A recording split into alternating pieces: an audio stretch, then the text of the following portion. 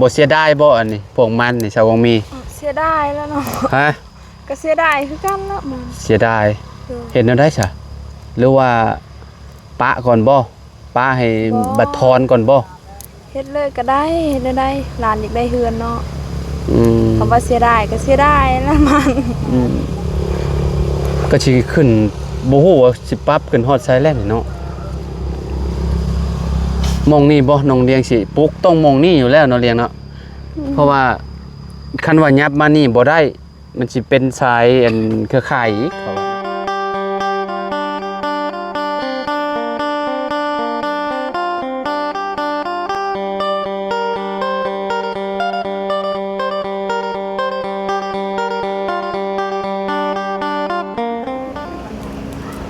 เอาเนาะสบายดีและสวัสดีเด้อพี่น้องปองปายเบิดสุขูสู่คนเนาะบ่ว่าสิอยู่ในและก็ต่างประเทศพี่น้องเนาะเฮาก็สิมาล้มเรื่องปรับดินให้ทางน้องเลี้ยงเนาะพอดีว่าได้ยินน้องเลี้ยงว่าสาวกงมีเพิ่นอยากเอาดินเข้าเฮือนเพิ่นว่าซั่นเนาะก็เลยว่าเอาสิล้มกันกับเพิ่นว่าเพิ่นสิซอยเฮาซำใดหั่นน่ะพี่น้อยเนาะเพราะว่าเฮาสิปรับมองนี่แหละเนาะพี่น้องทางสาวกงมีเนี่ยเพิ่นสิเอาดินเข้าเฮือนเพิ่นว่าซั่นเนาะไปเดี๋ยวไปรวมกันไปคุยกันก่อนพี่น้องเอ้ยเนาะว่าสิจังใดเนาะทางน้าสาวกับหลานกันนั่งท่าอยู่พี่น้องเอ้ยเนาะสบายดีน้องเลี้ยงกับสาวกงมีเนาะเอาขออนุญาตเด้อนิบน้องเลี้ยงก็ได้เนาะสมมติว้าวเลยได้พี่น้อยเนาะสมมติว่าเฮาสิปรับนี่บ่เสียดายบ่อันนี้พวกมันนี่ชาววงมีเสียดายแล้วเนาะฮะก็เสียดายคือกันละมันเสียดายเห็นแล้วได้ซะหรือว่าปะก่อนบ่ปะให้บัดทอนก่อนบ่เฮ็ดเลยก็ได้เฮ็ดได้หลานอยากได้เฮือนเนาะคำว่าเสียดายก็เสียดายแล้วมันก็สิขึ้นบ่ฮู้ว่าสิปรับขึ้นฮอดไซแลนด์เนาะมองนี่บ่น้องเลี้ยงสิปลุกต้องมองนี่อยู่แล้วเนาะเลี้ยงเนาะเพราะว่าคันว่ายับมานี่บ่ได้มันสิเป็นสายอันเครือข่ายอีกเขาว่าเนาะหนทางนี่ก็ต้องมองต้นขี้เล็กนี้แม่นบ่ชาวคงมีนี่แล้วยับมองมามองนี่นี่เนาะทางขึ้นมองนี้ต้นขี้เล็กนี่ก็สงสัยบ่รอดแล้วต้นขี้เล็กต้นนี้ต้องได้ยกย้ายออกแล้วพี่น้องเนาะสาวของมีเพิ่นก็สิเอาดินเข้าเฮือนเพิ่นพอดีเลยพี่น้องเนาะสมมุติว่าก็เจ้าไทยนี่ก็เจ้าสิไทยลงไปแบบใดนี่ก็เจ้าสิเอารถมาใส่บ่หรือว่าก็เจ้าสิดันแบบใดก็เจ้าว้าแบบใดซะมื้อนั้นแล้วว่าดันเลยแบบว่ามาล้มกับเจ้าหั่นได้ก็เจ้าสิดันดินลงไปให้สมมุติว่าก็เจ้าไทยแม่แล้วก็เจ้าสิดันลงไปแบบนี้บ่ดันแล้วว่าเข้าดินไปได้แหละเอาดินเข้าไปในเฮือนเจ้าเลยบ่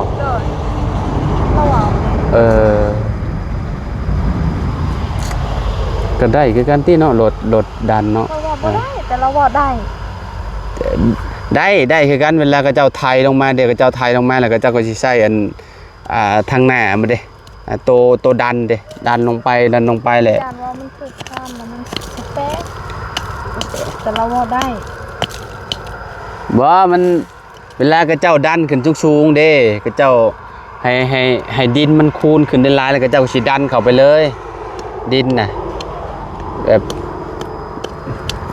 ก็เจ้าก็มีหลักการของเจ้าแหละข้อยคิดว่าเนาะแม่เราถึงเบาได้เมื่อวานนี่ข้อยก็เห็นในคลิปลุงหนวดบ่มีเจ้าหนึ่งบ่มาเบิ่งอีกแม่นบ่ก็เจ้าเอาเท่าไรเจ้านั้นรับไป7 ล้านจะบิดถึงเราว่า7 ล้านวันนี้ละ6.5 ล้านมาลงมา6 ล้านแต่ว่าที่นั่งเลยเราว่าคันต่อผู้ได้ก็สำกัดก็เอาเรามาก่อนเด้ลดได้ชุดๆแล้วบ่ราคา6 ล้านเมื่อกี้นี่อาจารย์เราบ่พบบ่เราบ่พบไปไอ้บ่ได้มาไอ้บ่ได้เห็นเพื่อยังแม่นเส้นหาอยู่เด้ฮะเส้นหาอยู่เด้เส้นหาอ้ายบ่ทำเบอร์แอปนะอ้ายบ่ได้เข้าอ่านเด้อ้ายบ่ได้ ก็เจ้ามานี่บ่ก็เจ้ามาถามบ่ โดย ก็เจ้าว่าพร้อมเฮ็ดมื้อใดบ่ ไทยมื้ออื่นบ่ มื้ออื่นบ่ก็เจ้ามา เลย อ้าวแม่นบ่เจ้าเป็นคนบอกเพิ่นบ่ พ่อน้องเลี้ยงบอกคำว่ายังบ่พร้อมมื้ออื่นมื้อใดก็ได้ เออ ได้จากเราพร้อม เจ้าสิช่วยเท่าใดช่วยอ้ายคนละครึ่งบ่ โอ้โหคนละครึ่งบ่มีแล้วเนาะ ช่วยเท่าใดเจ้าสิช่วยเท่าใด บ้านเพื่อจะเรา 2 ล้าน ทางบ่ เออ2 ล้านเนาะ เอาค่อยอยากซอยเนาะคันว่าบ่ซอยดินนี่ก็คันว่าให้เราซอยดันไปเราก็ได้ เราบ่ซอยเราบ่ดันได้ เอาเราดันเนาะ เราก็สิเอาไว้แถวนี้แหละอันนี้เอา 2 ล้านน่ะเจ้าก็ถือว่าจ้างลาวหั่นแหละลงไปดันลงไปพุ่นเนาะทางอ้ายก็สิให้เพิ่นปรับให้มองให้น้องเลี้ยงนี่ของ4ล้านของอ้ายนั่นแหละคือแพงแท้เนาะแบบ2เจ้าได้เนาะถามเนาะเจ้าหนึ่งประมาณแรกๆเพิ่นว่า7ล้านบัดแล้วเพิ่นลดลงมา6ล้าน5บัดนี้เพิ่นว่าลด6ล้านคนอยู่ในบ้านดงบ่นี่บ่ มื้อวานนี่เราว่า6ล้าน5คนอยู่บ้านก็ได้ แต่ว่า6ล้านหันเราว่าบ่ดันได้ดินเขาเหือนะมีแต่ดันเอากองไว้อยู่นอกนั่นแล้วเอาเขาเอง แต่ว่าเจ้านั่นหันเราเอาเขาให้เลยเราว่า เท่าไรก็ 6ล้านนี่ก็ 6ล้านเราบ่เอาเขาให้ แต่ว่าจะเอาเขาเอง เขาเองมีแต่เราดันดินไป ได้เว้ากันแล้วบ่เรื่องอันนี้ให้กับเจ้าปรับให้งามจบเจือ จักแหละคอยก็บ่ได้พบรถเจ้าของ ค่ะ คือกัน ข่อยคือกัน เมื่อกี้นี่เจ้าของรถมาแล้วก็พบน้อง อ้าว บ่ เลี้ยงนี่ บ่คะแนนกับเจ้ามากับเจ้าบ่กับเจ้ามากับเจ้าจะว่ากับเจ้าสิไทยแต่อันนี้กับเจ้าไทยลงแล้วก็ดันไปให้เจ้าอย่างเดียวบ่จักอันน่ะ บ่แม่นเขาเว้าแล้ว นะ เขาหากระดุดแล้วเมื่อกี้นี่เขาเว้าว่าบ่แม่นได้ดินมีแต่ดันดินแล้วเขาเฮือนเขาบ่แม่นเห็นให้มันเพียงแล้วเขาสิตั้งเฮือน เจ้าว่าแบบนั้นเหรอว่าห้อยแล้วว่า แล้วว่าหันเว้านํผู้ติดต่อหันเจ้าของรถหันคอยบ่มีเบอร์เรา แต่วันนี้เจ้าของรถมาตอนแรกนี่ตอนวัง2:00 นค่ะ บ่เจ้า มี มี พ่อน้องเลี้ยงก็พ่อน้องเลี้ยงก็คือสิฮู้อยู่ดอกว่าเราอยากตั้งเฮือนเนาะ ในแซ่เบาดีอยู่ใช่ซะ ไปฟ้องงานแล้ว เบาจุมเจ้ามีเบอร์รถบ่ ก็บ่มี ไผมีพอจะมี บ่มีจ้ะ บ่มีคือกัน กระดุกอยู่นั่น มี บ่ แต่เฟ มื้อ ซ อื่นคันเรามาก็ว่าเอากัน แม่นจุบ่ก็เจ้ามา ให้เลี้ยงโทรหาเจ้าให้เจ้าเว้า บ่ให้พ่อน้องเลี้ยงเว้าก็ได้ดอกเพราะว่าสิตั้งเฮือนน่ะนะก็มีแต่ให้กับเจ้าปรับให้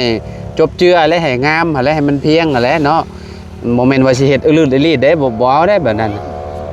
คอยเว้าแล้วลำพูก็ติดต่อให้กระดุกผู้ก็อยู่บ่แม่นได้มีแต่เอาดินเข้านี่คอยบ่แม่นน่ะเพราะว่าในนั้นก็คน บ่แม่นว่าราคา6ล้านสิเอาดินเข้าแต่ เราเฮ็ดเพียงแล้วก็เขาอยากปลูกเฮือน แล้วก็เอาดินที่เหลือหันละมาทำเฮือนเขานะ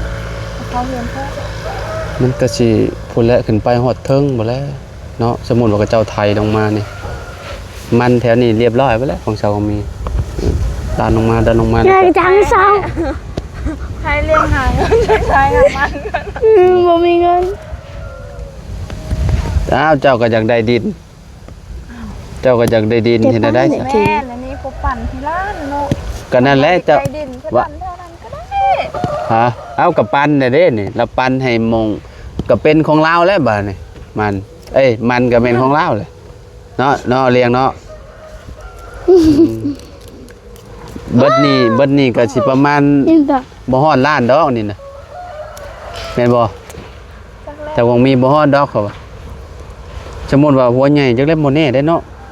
ตันหนึ่งล้านปลายบ่เลยสมมุติว่าแต่ละปีได้เท่าใดซะสมมุติว่า มุมนี้ แบบค่ายรวมเลย ขายรวมเนาะแต่น้องเพิ่นว่าบ่เอามองหันน่ะนะให้หมอเลือกหมอเขาบ่อยากได้ ก็ได้ ฮะ นี่ก็ขอนี่เนาะ มองนี่เหมาะเนาะมันยังคือปิดปากบัดฮะ ไปซื้อ ว้าวได้ติ อ้าวฟัง เอามองหันก็ดีแบบนึงแต่ว่า แต่ว่ามันสิบ่มีหน้าบ้านบ่นั่นบ่เห็น เห็นคือกัน ฮะ นี่บ่บุญเลยนี่แก บ่แม่นบ่มันก็สิบ่งามหั่นน่ะเฮือนงามก็สิเป็นจังได๋แหละแต่หมองนี้น่ะสิโอเคอยู่เนาะเวลาปรับไว้พี่น้อยเนาะปรับดินไว้เนาะงบก็สิเอางบตัวนั้นแหละงบที่ผู้ใหญ่เพิ่นฝากมาหั่นแหละเนาะปรับไว้ก่อนพี่น้อยเนาะคันว่างบใหม่ก็นั่นแหละลมค่าสร้างค่าหยังก็โอ้ยังหลายอยู่ดอกพี่น้อยเนาะทางเฮือนน้องเพิ่นนี่เนาะก็บ่ฮู้ว่าสิมื้อใดแหละเนาะอดเอานั่นแหละเนาะคันว่ามีเงินไวก็ได้เฮ็ดไวถ้ามาช้าก็ได้ช้าพี่น้อยเนาะ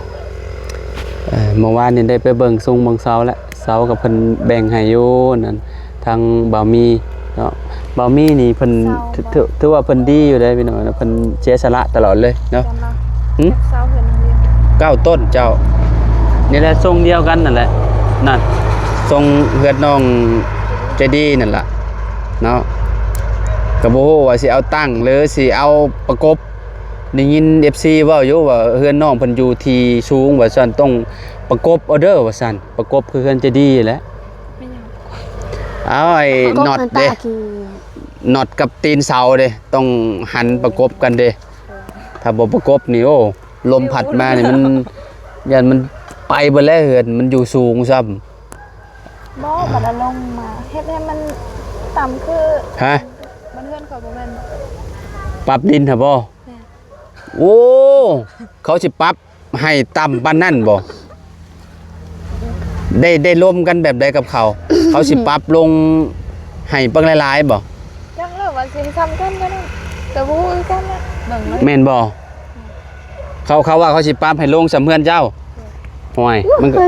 บ่มันก็ดีตัวเนาะอันนั้นเขาปรับลงให้สำนั้นน่ะต้องถามเขาอีกเทื่อนึงแหละ มันก็สูงหน่อยนึงก็ดีครับมันสูงโคตรก็ย่านก็ได้เนาะ แม่นมันอยู่กับโดบเด้มันอยู่สูงเกินไปเด้ มันบ่แม่นเฮือนดินเลยเนาะ แม่นมันเป็นเฮือนไม้เด้ เฮือนไม้ย่านลม เฮือนไม้ยันลมยันหยังแหละแต่ขนาดลมอันยามหนาวนี่ก็ย่านแล้วเนาะ เด้อ เฮ็ดแต่เตี้ยเอาเนาะเฮ็ดแบบ เฮ็ดเตี้ยว มันหักบ่ได้แบบในติมันสิบ่งามติโอ้โหเพิ่นสิปรับต้องลมกับเพิ่นแหละพี่น้องราคา6ล้านนี่สิปรับลงได้ส่ำใดเนาะมื้อต้องลมกันใหม่แหละมื้อนี้ฮอดบ่ฮู้เลยว่าน้องเลี้ยงส่งหา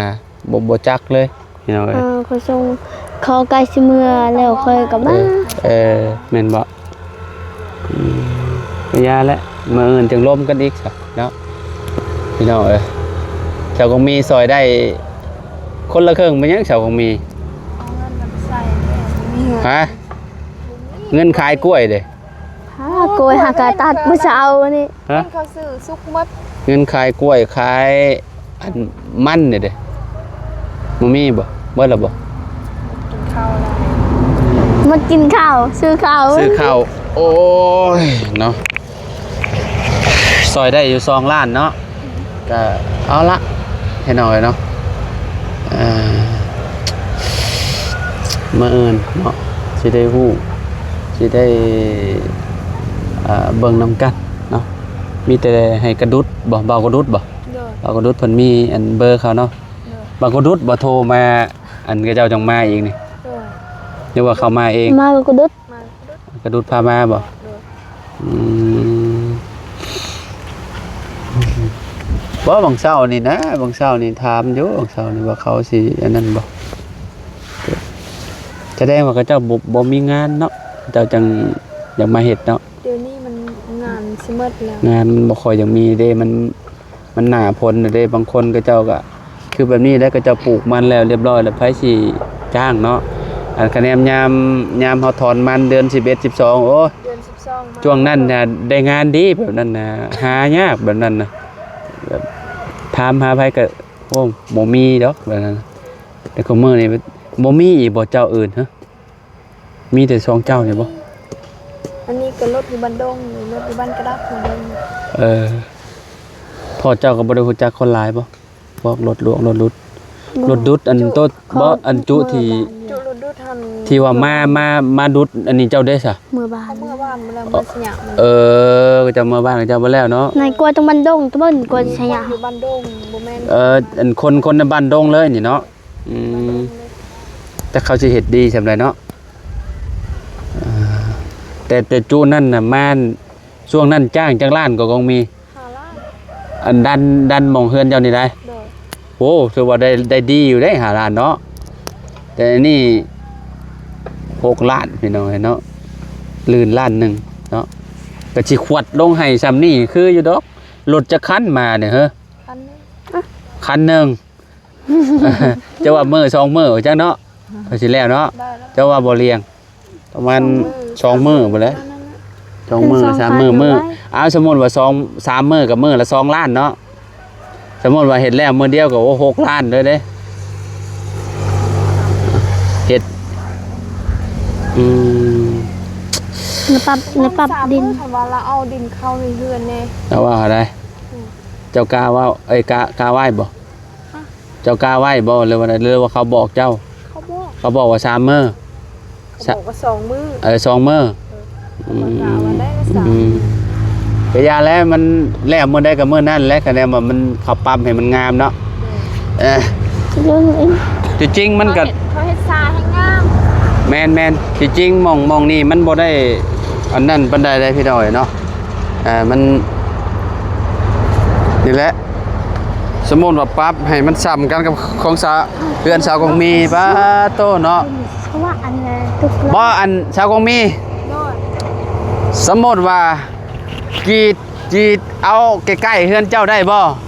ไทยใกล้ พวกเฮือนน้องเลี้ยงใกล้ๆเจ้าได้แต่บ่ฮู้ว่าน้องเลี้ยงเพิ่นสิมักหรือบ่เนาะคือสิย่านมันบ่มีหน้าบ้านเนาะเลี้ยงเนาะสมมุติว่าเอาใกล้กับอันเฮือนเจ้าของมีเนาะ มีบ้าน นี่แหละมันสิยากตัวนี้แหละพี่น้อยเนาะเวลากระเจ้าปั๊บนี่มันค่อนข้างที่แข็งเด้ดินตัวนี้นะคิดว่านี่แหละมองเก่ามองเดิมนี่แหละเนาะเฮ็ดจังไดเนาะ บ่แข่งกันเลย ฮะ ถ่ายที่หัวบ่แข่งกันเลย ยามพลน่ะเนาะ